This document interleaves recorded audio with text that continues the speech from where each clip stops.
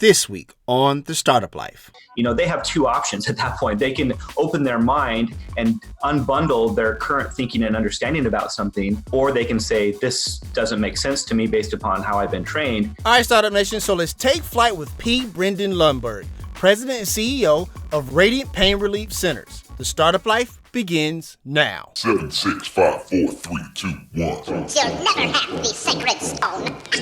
Oh, this you crazy mother.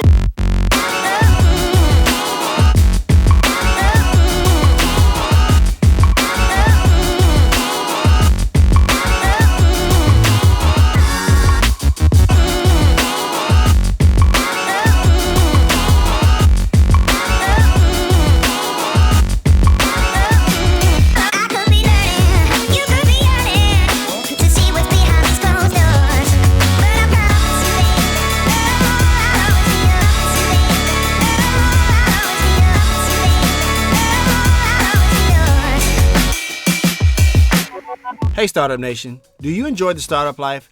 Now you can let the world know with gear from the show.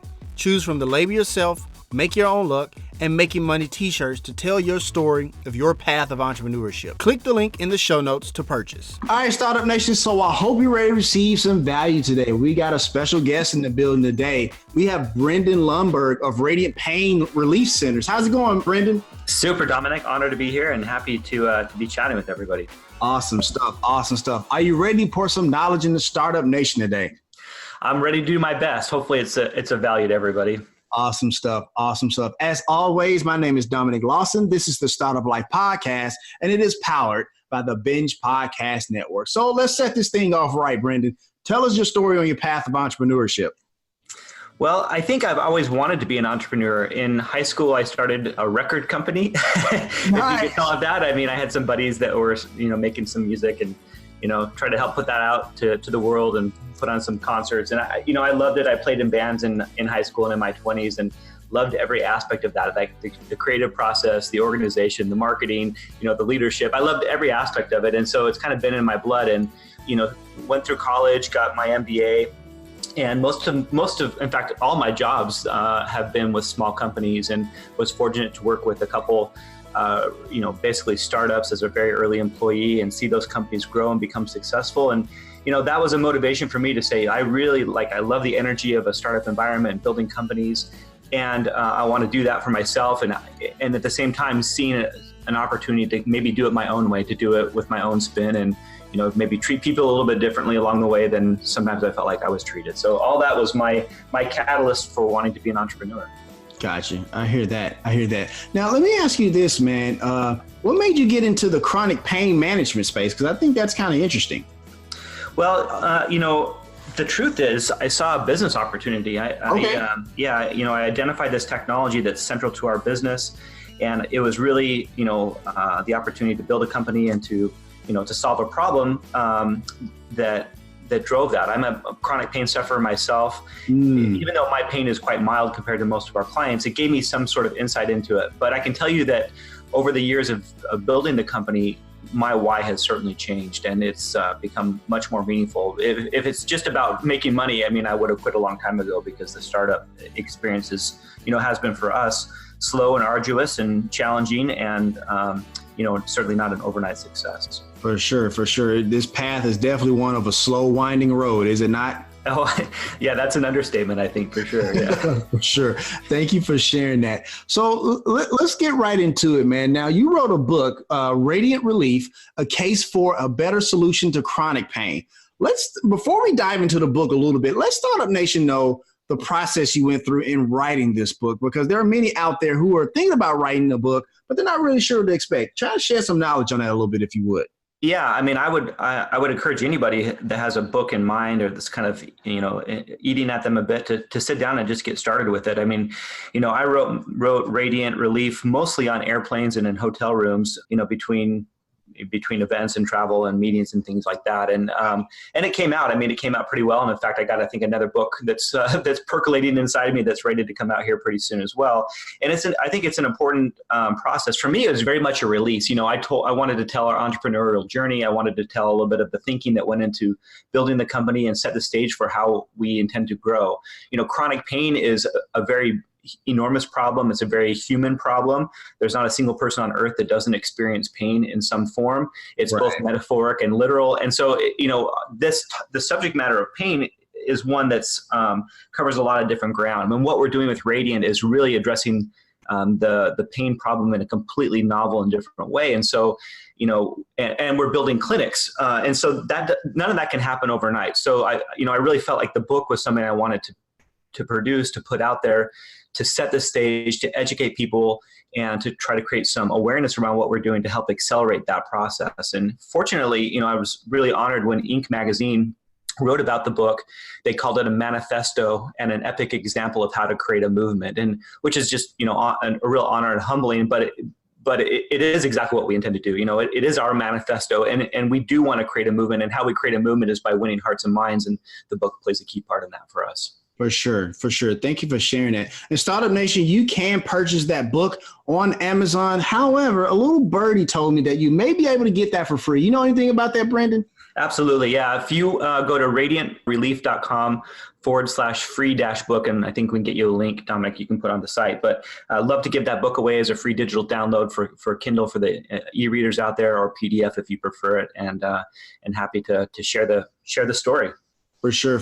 And on behalf of Startup Nation, Brendon, I just want to say thank you so much for the free. We love freebies. We definitely love free books that add value to our path of entrepreneurship, for sure. So let's dive into the book a little bit. So, in entrepreneurship, and we kind of talked about this a little bit, that, there are often times where a new idea doesn't really go the way you planned on, or something like that, or a new product comes out and it doesn't really go the way you want. And sometimes there's a part where you're trying to sell to a very mature industry, no different than the medical industry. So in chapter 3, in the book, this happens with the beginning, when you start beginning the scrambler therapy tech, which at the time was new, but not so much anymore. But it was a way to treat chronic pain and retraining the brain to non-invasively without drugs, needles, surgery, and side effects and things of that nature. However, you talk about that, when you try to push this, or not push it, sorry, you try to sell it to the medical community, got a little pushback. Tell Startup Nation what you learned from that experience, and why do you think it's hard for people in a mature space to kind of get, around new ideas and stuff like that? Yeah, that's a great question. And, nobody wants to, nobody loves change for the most part, right? Change is hard for anybody. But when you approach a market like we're doing, and educating people about science, or leading with technology that's based upon science that they weren't necessarily trained on. Most doctors in our country are trained in pain science from the 1960s. They really, frankly, lag behind. They get very little formal education on pain in medical or professional school, and what little continuing medical education they do get is often funded by drug companies. And so there's a lack of understanding. And so when you're somebody like a doctor who's been, invested a decade in their education, and they're very well trained, and they're very, very intelligent, and you present to them something that runs contrary to the way that they were taught and the way they've been practicing, they have two options at that point. They can open their mind and unbundle their current thinking and understanding about something, or they can say, this doesn't make sense to me based upon how I've been trained. Therefore, you're probably talking about snake oil or something, so get out of my office and don't waste my time, right? So, it's in some ways almost a threat or a challenge to how they've been taught. And so obviously it's not our intention to upset people, but we have to educate people that the science has changed. And at one point we thought the world was flat. At one point we thought, doing bloodlettings and having leeches on our body was going to cure all sorts of diseases. And at one point we didn't know that we had germs that we were transmitting back and forth when we didn't wash our hands before we ate, or some sort of medical procedure. So, science does change, but sometimes it takes a little bit of time for that to happen. Further complicating that is economics, and nobody wants to take money out of their own pocket. Certainly, industry as a whole. The drug companies. We had this whole opioid addiction epidemic, and as individual states are suing these drug manufacturers, which is happening across the country, the truth about what these drug companies knew in terms of the addictive nature of these drugs and their aggressive marketing tactics, the truth of that is coming out, and it's unfortunate, but clearly it was economics that were driving that behavior, not the benefit of people. And even though an opioid does help minimized the pain experience in the short term. Long term, it's just made us all sicker and, more of a mess. But again, economics. And if you look at any noticeable disruption, Uber and Lyft or Airbnb, these products weren't developed by somebody inside of that industry. They were developed by somebody who came in from an outside perspective and said, I think we can do it differently. I think we can do it better. And, oftentimes that's met with resistance from the establishment within that industry. Got you. Thank you for sharing that, Brendon. And I really appreciate something you said, because you're absolutely right. The opioid epidemic here in our country is a massive one, and it's a serious problem. And I think what you bring to the marketplace can really be a force in change and helping kind of curb that systemic issue we have with that. So I appreciate you pointing that out, man, for sure. Yeah, well, I appreciate it too. And, with pain, it's even more of an interesting thing because Absolutely. It is a human phenomenon. So we all have our own experiences to pain. And that experience is typically one of, obviously, a negative experience. We don't like how pain feels. Right. And we always think it means something is wrong in the tissue, something's wrong in me, I got to quit moving. We have our own perspective about it that's been reinforced by old science and by social understanding. But chronic pain and tissue damage actually aren't correlated the way that we think that they might be. And so one of the things that we need to do is educate people about what really it's neuroscience, about the brain's involvement in pain, and that it's not necessarily an indication that something's still wrong in the tissue. And so we need to get people moving better and, approaching the pain from a different perspective, and through our therapy that we use at Radiant to retrain the brain, versus just try to mask it and minimize it, because inevitably it doesn't resolve the pain. It's kind of like in the book, I make the analogy that chronic pain is actually multiple factors that come together. It's kind of like more like credit card debt. And if you have a credit card balance and all of a sudden the car breaks down and that repair bill for the car puts you over the limit of what you can endure, not only do you have a big bill, which is metaphorically painful, but now you're over your limit. So you have maybe over limit fees. And if you were relying upon that credit card to pay for gas or to buy food because you don't get paid for another 2 weeks and your family's, needs that, then the circumstance make that experience even more painful. And you go, well, it's because of this dang car repair bill that I'm now in this mess. And that's true. The car repair bill was kind of the tipping point that created this whole circumstance that's very, very difficult. But if there wasn't already a balance on that card, then you could have absorbed that credit card charge of the new car repair bill much more easily without the same ramifications across many other areas. And so that's really kind of how chronic pain works. It's multifactorial and it's accumulation of events over time. And there are ways that we can kind of reduce that threat debt on the debt on our account, on our biologic account, if you will. But if we have credit card debt and we drink alcohol, then in the moment while we're getting buzzed, we feel better about the credit card debt, but it isn't resolving it. And that's essentially how the pain meds work. You pop an opioid, you feel better, but it isn't resolving the problem. And there are certainly healthier ways to do it. Absolutely. Absolutely. Thank you for sharing all of that. And let me chime in here really quickly. Startup Nation, I did not mention this earlier. We actually have the link for the book to get it for free in the show notes for easy access, and the link to that Inc. magazine article talking about Brendon's book is also in the show notes for easy access. Sorry, Brendon, I wanted to get that in there. Awesome. Yeah, no worries. No worries. So also, man, in chapter 6, man, you discuss some challenging stuff, in building Radiant and getting there, more personally that you discuss in the book. So, man, I want you to take me back to 2006, man. What's going on there? Well, 2006, my family and I had just completed the new build on a brand new home in Arizona. I was, a short time out of my MBA, starting my career, and like most young people in our 20s, I guess, just, optimistic about how the world is going to work in our favor. And, that was a turning point in a lot of people's lives in that year and the coming years that followed, because, the economy really went through a sour shift, right? So I had just finished an MBA, built a brand new home. And unlike everybody else, I lived in Arizona at that time, unlike everybody else who was doing these interest-only loans, I wanted to take a different approach to it. So we had bought a small condominium that we lived in while we were finishing college.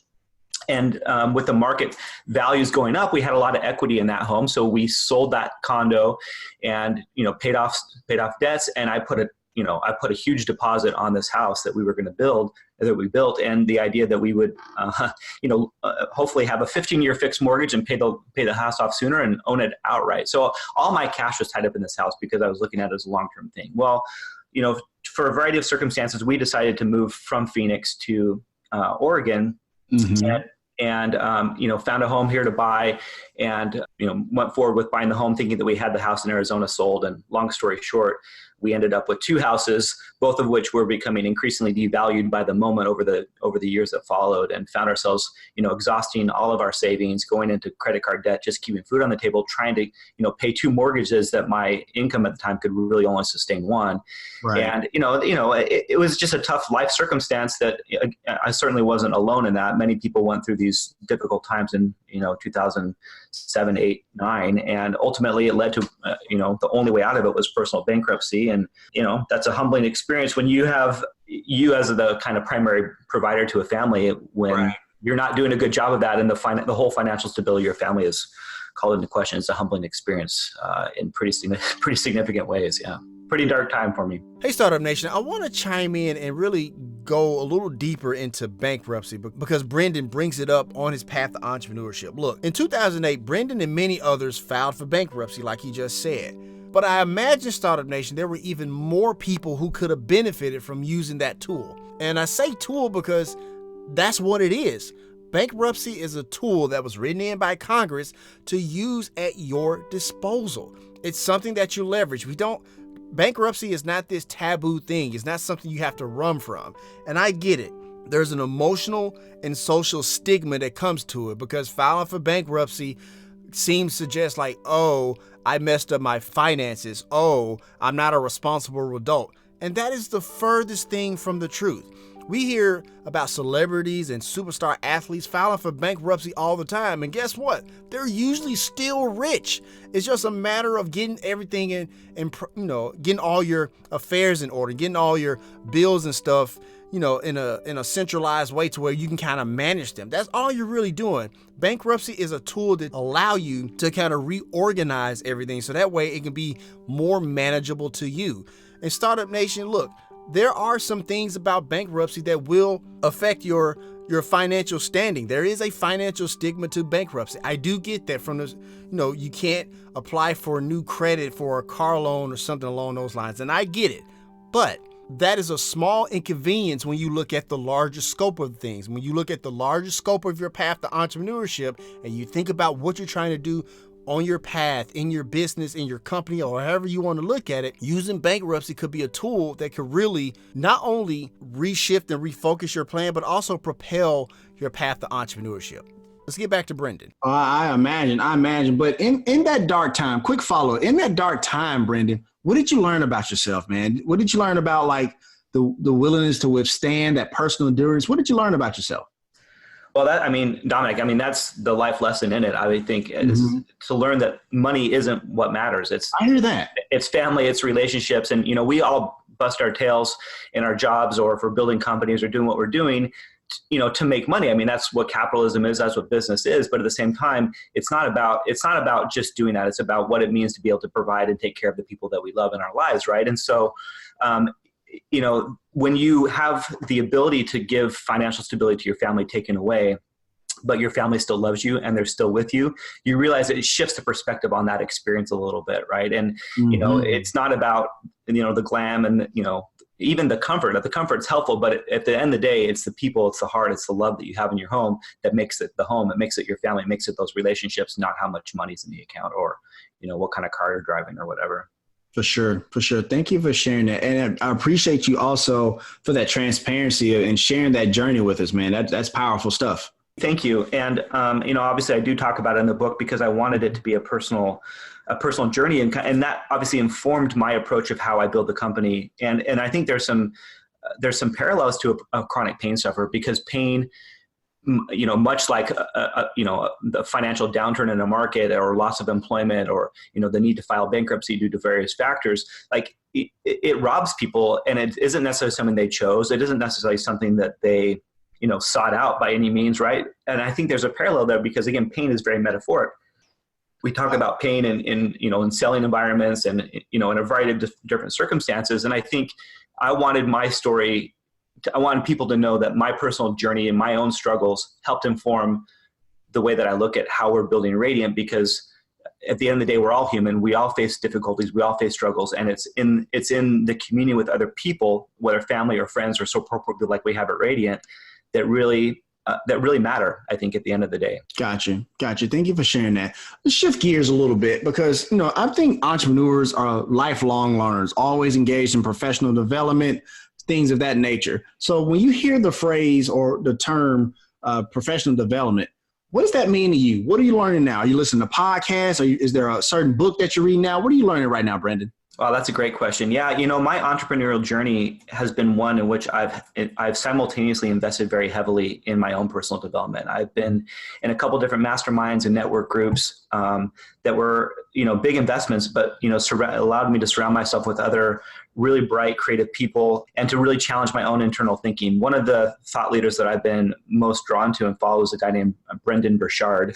And obviously we have the same first name, and he used to live in Portland where I live. Now he's moved to the Caribbean to a little bit more luxurious lifestyle in Puerto Rico. But his teachings are something that we've tried to take, that I've used in my own life and that we've tried to incorporate into our business in some way. In fact, we send all of our employees to his high performance academy because at the end of the day, our ability to interact with the world is really only contingent upon our own ability to be the best version of ourselves that we can be.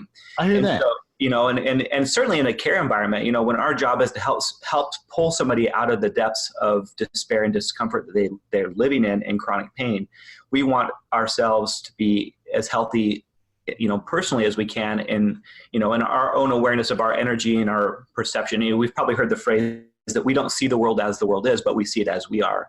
So as we work on bettering ourselves, as we work on changing our mindset and our perspective about the world, it allows us to interact with a higher level of compassion and understanding and love that we might not otherwise be able to do. So for me, personal development is not about, fast tracking a path to riches, although maybe that happens in some cases. It's really about how do you become a better human, a better, brother, sister, friend, neighbor, person. And that's really, again, informed, I think, how I approach the entrepreneurial process as well. Gotcha. Thank you for sharing that. And we're actually going to talk a little bit about that social aspect later in the show.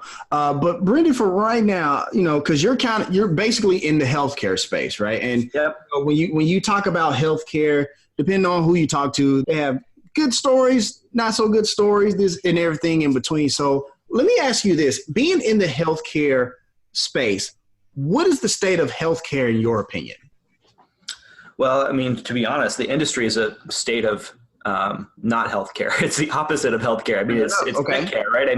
We have economic incentives that don't necessarily encourage health. They encourage maintenance on medications and compliance to certain lifelong procedures, and pain certainly being part of that. Again, it was economics that really drove the opioid addiction epidemic that we're facing, and Absolutely. It just so happens that they do help people in the short term feel better, and they were able to capitalize on that.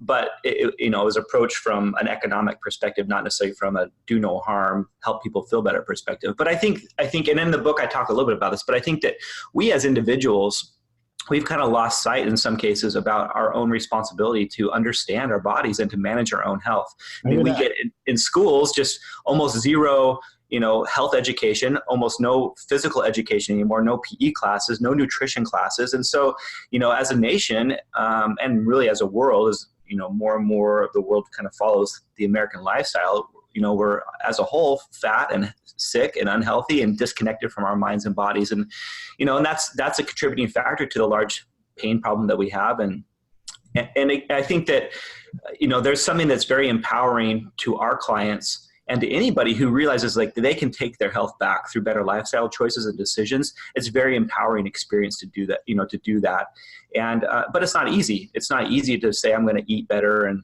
move better and exercise better and, think about getting better sleep and changing my environment and my mindset. But when people do that, it's what changes society. And I feel like, to be honest, there is, the good news is I think that the more and more people are realizing, holy cow, popping pills isn't the solution. I got to start approaching this thing better. And I feel like there's a convergence happening between healthcare. I think there is shifts happening and even spirituality. There are, for example, studies now that show meditation changes the brain. And, meditation is a type of prayer. Like, it's a type of internal reflection. It's a type of, communion with yourself or with the divine or with the universe, or however you want to categorize it. That, again, it's different than just trying to pop a pill and, mask a symptom and get through life. Like, it's a way to kind of go internal and think about our own selves a little bit differently. So I think I'm optimistic that in, 10 years, 20 years, we'll be at a different place. But we have an economic reality that makes healthcare kind of a broken system right now, for sure. Gotcha. Thank you for sharing that. Quick question before we go to break, Brendon. What does your average day look like? Be as specific as possible.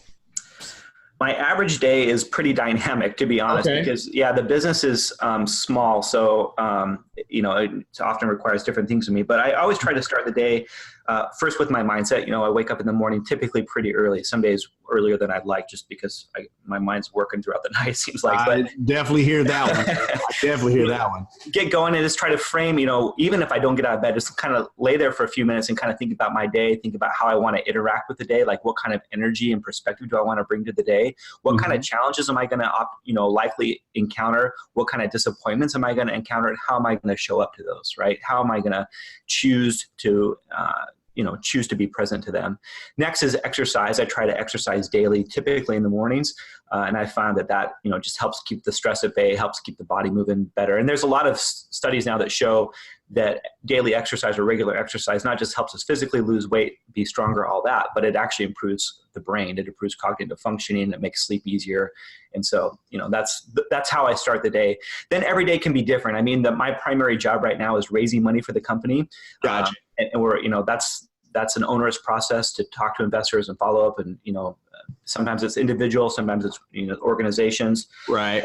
And then in operations of the business, fortunately we're at a point where we have a bit of a team. So, it's team support, and, anybody that's in a leadership position in an organization, the higher you go up in that organization, the more difficult the challenges are that come to you, because they haven't been able to be resolved by somebody else in the organization, beneath you. So every day presents new challenges and new situations that we have to solve. And I think it starts with mindset. Like, do you show up to those thinking, hey, like, woe is me, this process of raising money is so burdensome and really hard, and, nobody understands my reality. Sometimes I think that, but then I have to literally change my mindset around and go, how fortunate am I that I get to be the person that helps change the way that chronic pain is understood and treated. And, it's a small price to pay to have to, hustle every day to figure out how we're going to keep the lights on and keep raising money so we can expand and grow and market bigger and, provide new pathways for clients to access this therapy and new tools for doctors and clinicians. Like, when you change your perspective about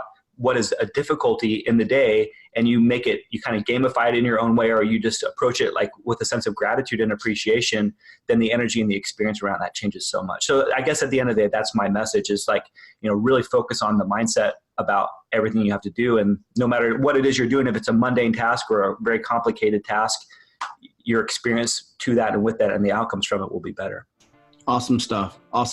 So we're going to go ahead and take a quick break. How you like being on the Startup Life so far, Brendon? I'm loving it, man. You're asking great questions. I try my best. All right, Startup Nation. So I hope you're getting great value from Brendon's content, but we got to pay a few bills. Once again, my name is Dominic Lawson. This is the Startup Life Podcast, and it is powered by the Binge Podcast Network.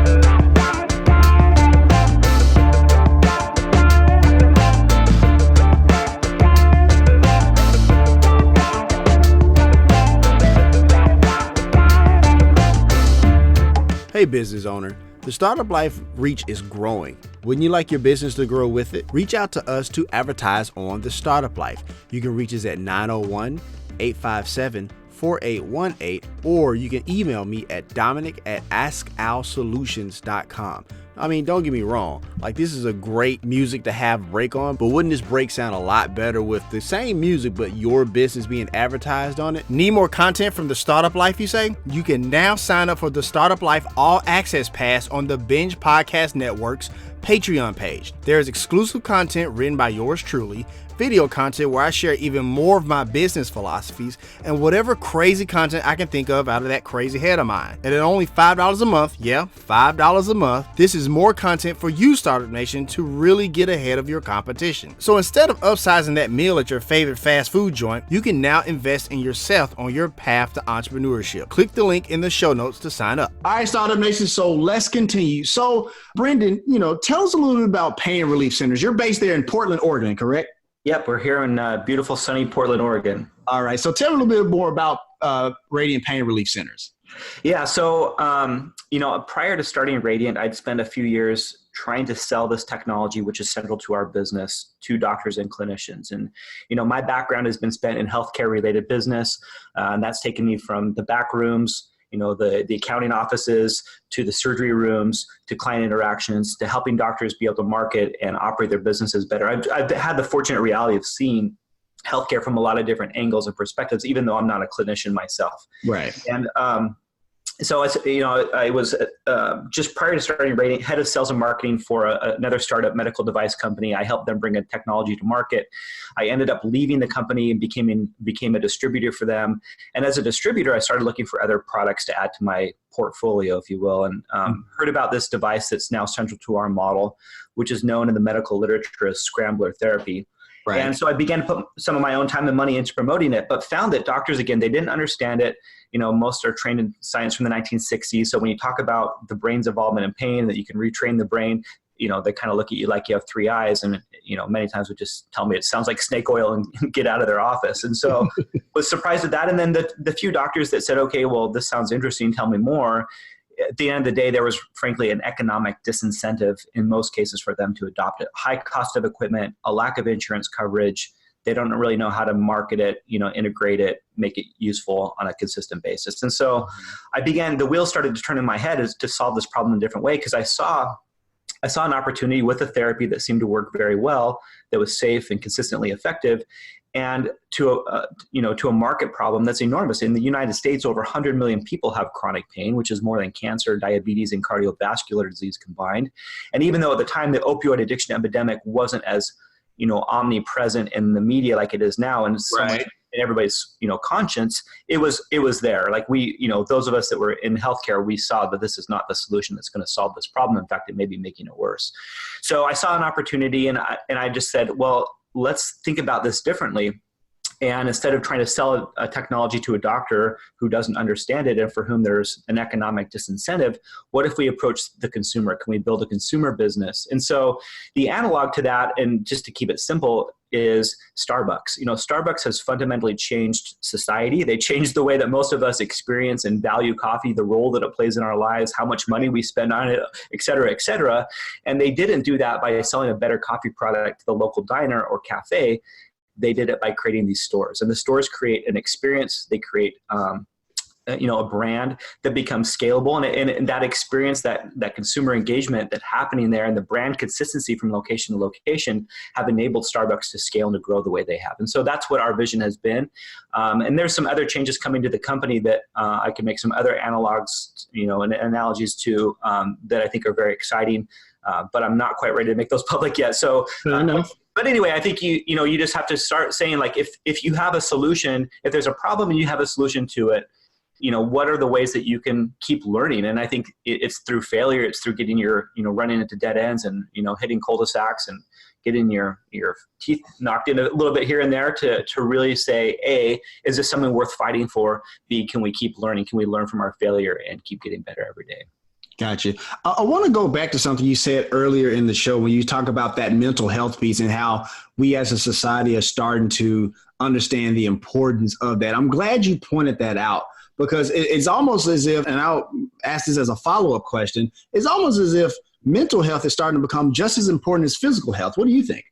Well, I think so. And I think it should. I mean, there's certainly been, in my lifetime, I'm in my early 40s, certainly a stigma. And I know that stigma preceded Absolutely. probably forever around mental health, right? And it's a sign of weakness or whatever. But it is absolutely shifting, and I think it's important because again, like, you know, we don't see the world as it is. We don't interact with the world just necessarily as it is, but as we are. And so that internal perspective, how our brain is interpreting our reality, makes a huge difference. And so all of us have, I think, a responsibility, whether we have some level of mental health or not. We have a responsibility and an opportunity to think about our thinking and to change our perceptions a little bit about reality. And it is a fascinating time because, you know, these things take time. I mean, even new science like pain science, it takes decades for that new information to matriculate into education and into the norms of, you know, behavior. And the same is true with this. But I absolutely think, I mean, the stigmas are being broken down. You're seeing celebrities talking about it, talking about mental health. And it's not a sign of weakness. It's part of our reality, right? And it's a huge part of our reality. And, you know, anybody that's dealt with it, my wife has gone through a very complicated health journey herself, which also informed, you know, the evolution of our business. And I talk about it in the book a little bit. Mm-hmm. And ultimately it was a brain retraining process that she went through that really helped her. And I think, you know, brain health and mental health is as important as any other physical aspect of us, if not more so. Got you. Thank you for sharing that. And Startup Nation, for those of you who are there in Oregon, we have the link for the contact information and the address for Radiant there in the show notes for easy access. So, Brendon, on your website, you know, I found something interesting. You have a set of company guiding values: compassion, honesty, creativity, owning spirit, and doing the right thing. I think I'm very fascinated about, especially, and it's something you kind of alluded to earlier when we talked about your take on the state of healthcare, about doing the right thing. Why is that important to you, Brendon? Well, I mean, I think it's absolutely incumbent upon us to do the right thing. You know, what we're doing, particularly for our niche business in addressing pain and the way that we're doing it and trying to change the understanding around pain and obviously treatment to pain, it comes with a lot of skepticism, you know, and we have been told from the days of me trying to sell the technology to the early days of starting Radiant, and even currently, that what we're doing is snake oil or whatever. And there certainly has been a lot of that type of, you know, kind of snake oily types of things out there, particularly. Right. And so, you know, incumbent upon us is to do things the right way.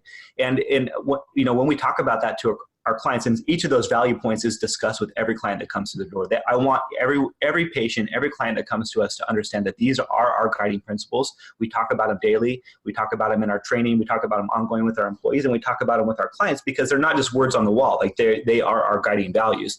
And ultimately, doing the right thing is easy sometimes, and sometimes it's not easy to do it.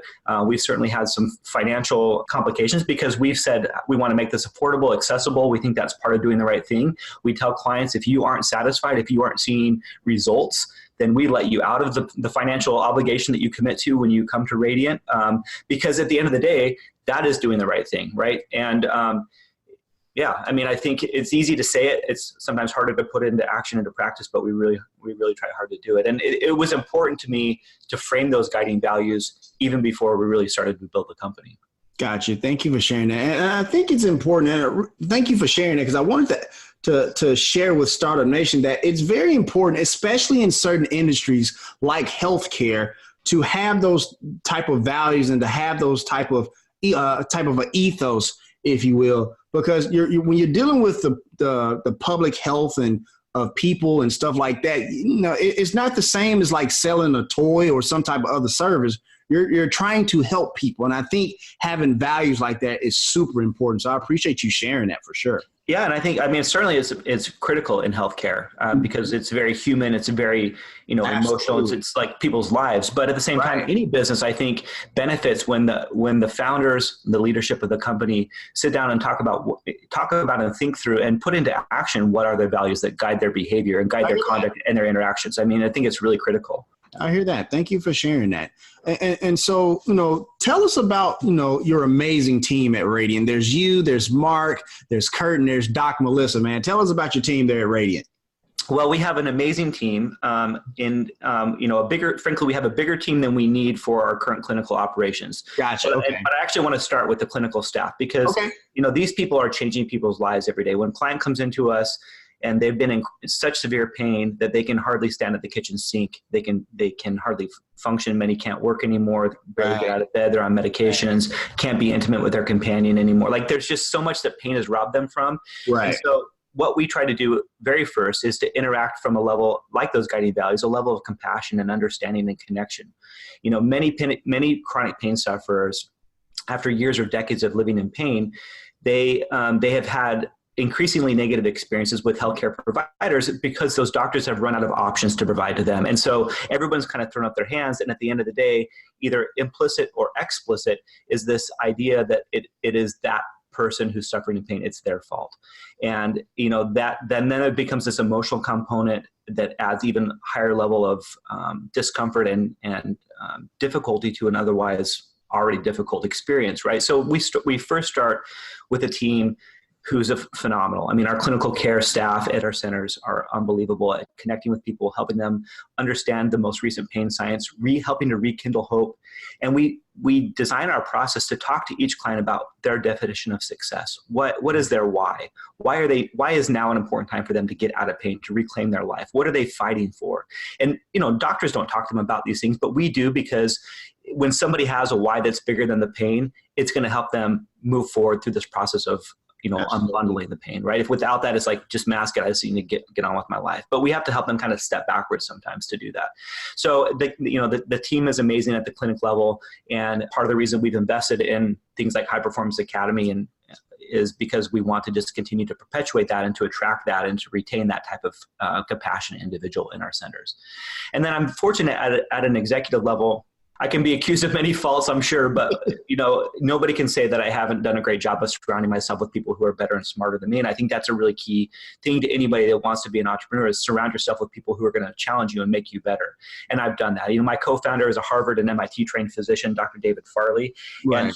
And he's recently stepped out of the role as chief medical officer so that he can begin to wind down his career a little bit as we're ramping up. And But he's been, he was a great colleague in the early days and years of the business. And now we have Dr. Melissa Cady, who's a board certified physician in anesthesia and pain and an expert in modern pain science. She's a published author herself. She runs her own podcast, speaks internationally. She's a phenomenal addition. And so, she makes what we do better and more articulate. And she's a peer to other doctors out there that need to understand the science at a deeper level.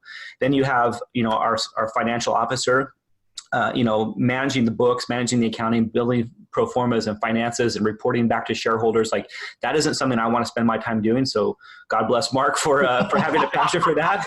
And then, and Kurt is, he's our chief operating officer, and Kurt came to us as an investor. And, just feel so fortunate to have attracted investors into our business who obviously they want to see their money make money back to them, but they are also investing because they see this as an opportunity to make the world a better place.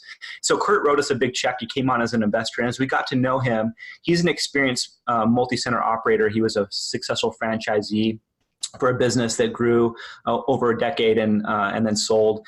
And, essentially he was retired. And, Kurt saw the opportunity to, put his money to work in a productive, good way. Then also realized like he had the bandwidth of his time and his schedule being basically retired to come out of retirement and to come roll up the sleeves and get to work with us. And the things that guy does, the type of pay grade that he's really at, the things that he's willing to do to help make sure the business can be successful. It's humbling to have colleagues that, that all see this as an opportunity to make the world a better place as much as one day make some money at it, For sure. Thank you for sharing that. And thank you for sharing your amazing team and what they do and how they provide value to you and ultimately to the customer or clients, if you will, patients, if you will, as well. Yeah. Yeah. For sure. So let me ask you this, because speaking of your patients, I saw that, you have some testimonials on the website there. And one in particular where the young lady said that she had a pain level of over 10, and then coming to see you guys, she had a pain level of like 1. When you hear those testimonials, it's almost like you're giving you guys there at Radiant are giving people their life back, that quality of life that they want so bad. You're giving it back to them. What does that mean to you when you hear those testimonials that you're providing that quality of life to your customers and patients, if you will? What does that mean to you, Brendon? Well, I mean, it's the world. I mentioned early on that my why has changed, and that is my why. You see people get their lives back. it makes the difficulty, the unknown, entrepreneurship is operating in the unknown. Like you're building something that doesn't exist. And so every day, like you're building the car as it's driving down the road. Right. And if you're like me, you burn the bridges behind you in the sense that there's no going back. Like there's only forward looking. And so there's a lot of pressure that comes with that. And I have to make sometimes financial decisions that require, use of money into something that we think will ultimately be beneficial to the company, but we can't really afford to do it, but we can't afford not to do it, right? So you're always kind of operating in this unknown and this kind of level of difficulty and this level of stress. And we haven't grown the company to the point where it's, completely financially stable yet and cash flow in its own expansion and growth. So there's always this, this energy and this hustle that's required of me. But sure. What keeps me going is to see people get their lives back. I mean, like her story, or we have one client that I think about a lot, and his story is also on our website. There's a TV station. Right. And this guy had tried everything for over a decade: drugs and injections and surgery and physical rehab and acupuncture. He tried everything, and not to minimize the efficacy of those things in some ways, but for him and for many chronic pain sufferers, they weren't resolving his pain. Right. So after like a decade of this, he went to his doctors, fed up, and said, "I can't live this way anymore. I want you to amputate my leg." I mean, he chose to have his leg cut off to try to have a better quality of life because he couldn't have the pain in his foot anymore. They agreed, they amputate his leg, and it doesn't resolve the pain because the pain is not related to the tissue. It's a neurogenic or brain phenomena. So now this guy has phantom pain, and you can just imagine that after this kind of drastic procedure, having felt like he's exhausted everything, like the only other option out of this life that he felt so trapped in a body that's betraying him, is suicide. And unfortunately, too many people, chronic pain sufferers, mental illness obviously sufferers, suicide seems like the right way out. And so when you can help somebody who's at that level of desperation get back to a level of normalcy and hopefully even a level of higher productivity through education and better resources that they haven't had from somebody else, that is a powerful thing to be a part of. And that's my why, no doubt. For sure. Thank you for sharing that. And I hear that story that he just felt like he tried over and over again and still nothing working. Then he comes to you guys. That's amazing work, man. That's something on a whole nother level, man. That's great stuff. Thank you for sharing that. My pleasure. For sure. So, I see that you guys also offer like a free complimentary treatment. What made you want to do that? Well, at the end of the day, most of our patients have some degree of the story that I just told you. They feel like they've tried everything, and to offer a new solution that sounds maybe too good to be true or sounds different, this whole idea of retraining the brain, it may sound a little wacky to some people. And so what we want to do is create a very low barrier. And so, we say, look, unless you're disqualified because you're pregnant or you have a pacemaker, other than those factors, for the most part, we can treat people. Gotcha. It's safe to do it. And if you're willing to spend a little bit of time, we're willing to show you what we can do. And as I mentioned earlier, we walk them through this process of reconnecting them back to their why, their definition of success, what pain has cost them, and start to reframe, their perspective on that pain experience back to who they really are at their core and what their best version of themselves might be. We educate them about the most modern pain science, which most doctors have never told them, in most cases because the doctor themselves doesn't know it. And that process alone, just those two pieces, oftentimes will result in tears of joy and optimism and hope that, oh my gosh, like maybe there's a reason why my body has been hurting all these years. And maybe there is a reason why the doctors haven't been able to help me fully understand it or resolve it. And maybe there is a way out of that. We then educate them about how our therapy works, how the technology works, and the other aspects of our model that we build into our care. And then we treat them for free. And in most cases, we've just now invested 2 hours of our time at no cost to these clients. So they can see that we're approaching this relationship with them differently than pretty much everybody else has. And that's part of doing the right thing, part of our values, right? And so at that point, most of our clients, 70% of clients pay for this out of pocket. They find a way to make it work. We do the best that we can to make it affordable over time in a membership model, and kind of spread the cost out over time. But it becomes just a completely different experience for our clients. And then they get on this path where they start getting their life back in a matter of a few weeks, typically, and getting the pain reduced and off of medications and sleeping better and moving better and having better mental clarity. And, with the opioids and even the over-the-counter drugs, they disrupt digestion and gut health and things like that. So when people get off of these medications, it actually allows them to start to lose weight because their natural body systems are working better. They start to sleep better. They start to, move better. So the weight comes off if weight gain had happened. And then everything, the pendulum just swings a whole other way, but it starts with our ability to connect with somebody and hopefully get them to a place where they're open to it and have hope. And so a free treatment is a simple way to kind of open that door to them. Gotcha. Thank you for sharing that. Hey, Brendon, let's shift gears just for a little bit. How supportive has Rachel, your wife, been in your path of entrepreneurship? That's an awesome question.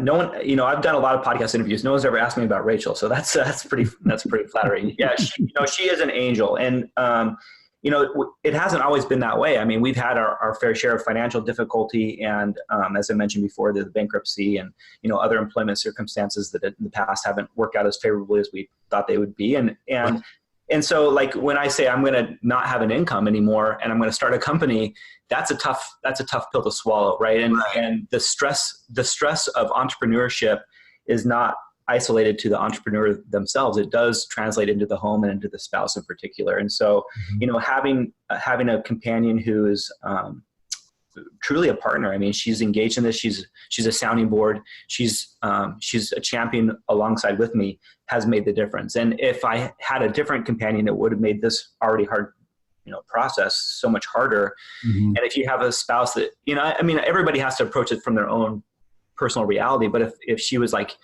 I need this, instead of supporting and saying, how do we solve these problems together, it would have made this journey so much harder. And as I mentioned, her health process and her healthcare challenges have really informed the way that we approach our care, and it's informed, the level of compassion and understanding that I have for pain sufferers who haven't found answers previously. And so she realizes that even though she's not technically a shareholder in the company, her involvement is huge.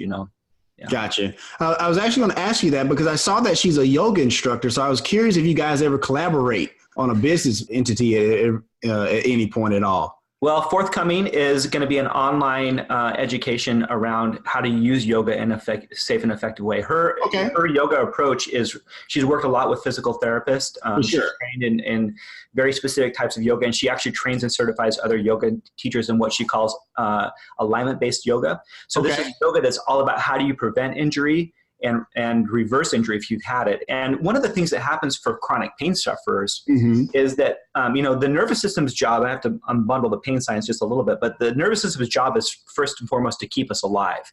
And so when we have an injury that has pain, or we have something that's causing pain in our experience, it isn't always because of tissue damage, although in the short term, many times that is the case, but it's because the brain perceives something as a threat to its ability to keep us alive. And so it creates pain as a way to get our attention so that we can resolve that concern to it. And again, that's kind of how it's more like credit card debt. It's like accumulation of all these events that it perceives as threats.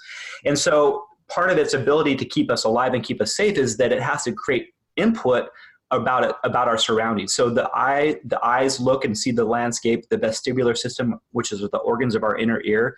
Those keep us balanced and upright and agile and moving in our environment. The touching feeling senses help us know this is hot, this is cold, this is rough, this is smooth, this is sharp, all those types of things. And then what's called proprioception, which is our orientation in space, helps us know where we're at as we move through space. Inevitably, for chronic pain sufferers, there's some sort of disconnect between one of those sensory systems and the brain. It's not interpreting or gathering that information in quite the same way. And a way to understand this is to talk about phantom pain. And we often talk about phantom pain with our clients because it makes clear that even if the tissue's been amputated and the foot still hurts, even though the foot doesn't exist anymore, it's not a foot problem because the foot's gone, right? It's something else going on, right? So the reason that phantom pain happens is because the foot used to gather information to the person through their nervous system about what they're standing on. Is it hot? Is it cold? Are they in the middle of an ice bucket, or standing on hot, fiery coals that are causing damage to the tissue? Without that input, the brain is going, I don't know how to keep you safe anymore. There's a there's a lack of information about my ability to keep you alive and keep you safe. And so what I'm going to do is create pain in that area to get your attention. So hopefully you can help give information back to me so that I can resolve this. And so movement like Tai Chi and yoga and connection, even meditation, connection back to the mind body into the small fibers of the body really helps improve the sense of safety for the brain and helps reduce pain. So yoga is a phenomenal technique if and when it's done properly. So we will be partnering with Rachel and probably some other like professionals to create online content that we can share with our clients and help them access this type of information and resource safely and effectively in their own home. For sure. Thank you for sharing that. It's just that when I saw that about Rachel, it just seems like a natural fit to collaborate. So I guess I wanted to ask about that a little bit. Yeah, thank you. That was very sweet of you to do so. No worries.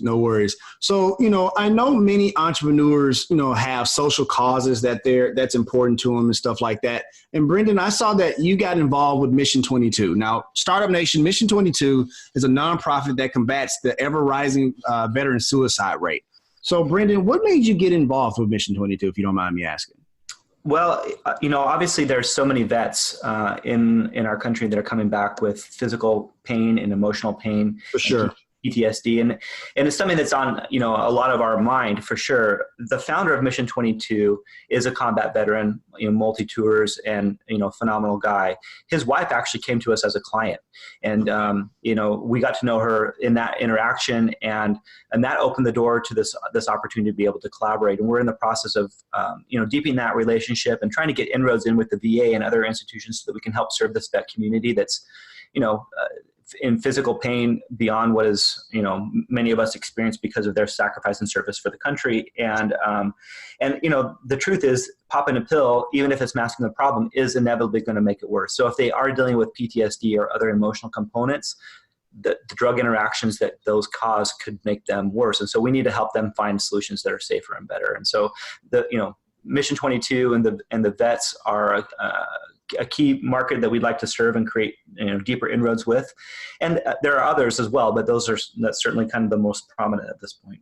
For sure. Thank you for sharing that. And as an Army veteran myself, let me just say thank you so much for supporting a nonprofit like Mission 22. That means a lot. So I appreciate that. Oh, awesome. Yeah. No worries. So Brendon, I believe all entrepreneurs have a superpower, my man. What's yours and why? I think that's a fun question. I think for me, it's this pretty strong sense of optimism and resilience. Our road, my personal journey has been not an easy one. I mean, we're disrupting a significant industry in pain. We're going against some of the biggest, companies like the, pharmaceutical companies and saying that we have a different approach. And we're promoting a therapy and a vision based upon science that most even professional, doctors and professionally trained scientists don't maybe fully understand. Sure. And we're doing it in a disruptive new business model. I mean, every aspect of our business is kind of unique and difficult. And so that's created a fair amount of loneliness on the journey and a fair amount of challenge. And I think the reason that we're still going and why we're still so optimistic that we have the ability to build a valuable company and one that can make a big difference in the world is because we just keep fighting for it because we believe it. And, as a CEO, I mean, that starts with me and my optimism about it. So I feel blessed that is frankly a fairly natural experience, a superpower, if you will, for me, is just to be resilient and optimistic, even when the factual realities may not suggest that that's a smart idea. Gotcha. Well, I definitely agree with you that I definitely believe that's your superpower after kind of sitting down and chatting with you for a little bit. So before I ask my last question, Brendon, I just want to say thank you so much on behalf of the Startup Life and the Startup Nation, powered by the Binge Podcast Network. You provided great value today in the terms of pain management and the neuroscience behind that pain management and your path to entrepreneurship. So I do appreciate that. So my last question was not actually a question. I'm actually going to turn the mic over to you, and I want you to talk to Startup Nation. Look, man, there's an entrepreneur out there who either A, is afraid to start their company, or B, they feel stuck. They've already started and they feel stuck, man. Give them some words of wisdom today to tell them to keep moving forward. That's an honor. Thank you. So I would say there's nothing better aside from being a parent than being an entrepreneur, because it requires so much of you. It requires you to go deep and to find your why and to solve problems that are beyond your skill set in many cases, and to find the resources to solve those problems. And so, you have to realize that choosing to be an entrepreneur, and it is a choice. I mean, I think those of us that are entrepreneurs, many times we feel called, like it feels natural within us. That gets us started, but just getting started isn't enough. And even if you haven't, I mean, maybe that's another thing to say though, is like, if you want to be an entrepreneur, you got to start. Like having a great idea is never going to result in anything until you take that first step. And so, everybody's circumstances are different. Some people, it's like, okay, I can do a little side hustle for a while and start building it, but put it into action, put it into work, learn from the failure, learn from the struggle. And as long as you're committed, like as long as you see a reason why you're doing it, and that reason for most of us, it has to be more than money, because when it's hard and the money's not quick, it's easy to say, well, bag this, I'm going to go do something else, right? So you have to find your why that's bigger than money. And if you find it and you just stay consistent, another thought leader like at Lewis Howes, he says, it doesn't matter how long you take, it just matters that you never stop. And I think that's it. I mean, I think if the goal is to climb the mountain, there are many different routes you can take. So you lay out your plan, you set out your resources, your tools, you start climbing the mountain. Well, you come into a landslide or a river that you didn't know was there, or gear breaks or somebody gets hurt, you might have to change, but it's never a failure until you stop, until you give up. As long as you keep working towards it, you're going to make it happen. So find your why, work hard every day, get started, and then love the journey. I mean, you got to love the journey. You got to love the hard stuff, because if you don't and you resent the hard stuff, it makes it miserable sometimes. So just get into it and love it, man. Love your experience with it.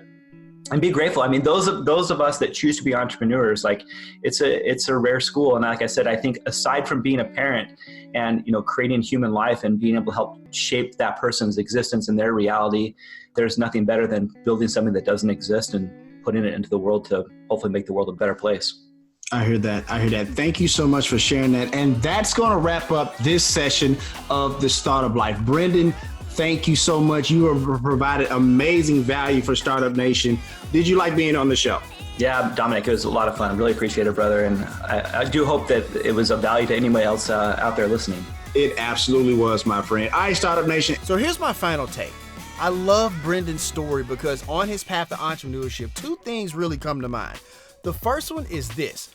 When he talks about pain management and pain relief that he gives to his clients, what he really is doing is giving them their power back, giving them that peace of mind. And that's really one of the biggest reasons why I wanted to bring Brendon on your show. And I wanted you to think about that in your path, right? If you have a product or a service that allows your clients or your customers, or whatever you want to call them, to get that peace of mind, that has a very huge value in the marketplace. So when you think about your product or service, think about how, if it's possible to give your client, give your customer that peace of mind. The second thing I want to bring up is that, look, family matters. Brendon talks about his wife and his kids and how he was able to hold on and be reminded of why he's doing this and this, that, and the other. Remember that, Startup Nation. Your family can be the biggest asset on your path to entrepreneurship. If you want to let us know what you think about the show, have an idea for a show topic, or like to advertise on our show, please send us a message on the Startup Life Podcast Facebook page. And while you are there, like and follow our page as well. It's a way for us to engage with you, Startup Nation, and really grow our community. The link is here in the show notes. Subscribe to the show, as it can now be heard on Apple Podcasts, Google Play, Stitcher Radio, Spotify, or whatever your favorite platform to get your podcast on. If you are listening on Apple Podcasts and you find our content valuable, please give us a 5-star rating, as it will help us climb the charts and help more people find our show. Also, don't forget to sign up for the Startup Life All Access Pass to get exclusive content. This is exclusively on the Binge Podcast Network's Patreon page. And hey, if you have an idea, be about that life. The Startup Life.